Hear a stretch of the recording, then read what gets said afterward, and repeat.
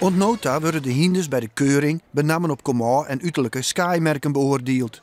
Het Fries Hienstenstamboek liet nu bij de Universiteit in Wageningen DNA-testen ontwikkelen.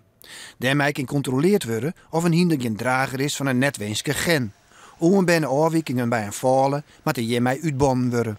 Ja, middels het selecteren op DNA-informatie, ja, dan ben je een stuk zekerder van dat de nakomeling zou wijzen zullen, zodat je dat verwacht. Dus dat die op een hoger niveau voldoen. En wij trokken het Fries hinder ros zuiverder bloot. Ja, dan wordt het zuiverder, want dan weet je volle nauwkeuriger van hoe een hienst vererven zal. En ja, dat is nou deels een vraagteken.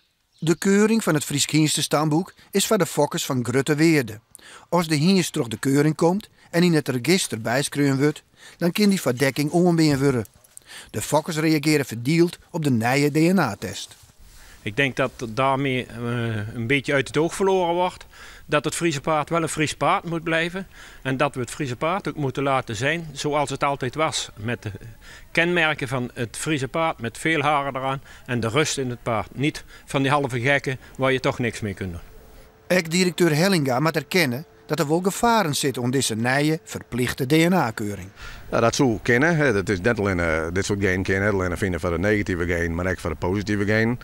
Ja, dan denk ik dat we nou eens een keer een discussie mogen voeren als leden. Want ja, dat zou natuurlijk ook wel een beetje de charme van een fokkerij draaien. Nog één stap verder en je kreeg ook bij de Friese Hiensten een genetische manipulatie.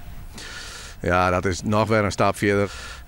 Ja, daar kun je een privé mening over hebben, maar het is nou in ieder geval zo dat dat iets is wat maatschappelijk net onvaardbaar is en dat dat eigenlijk net gebeuren zal.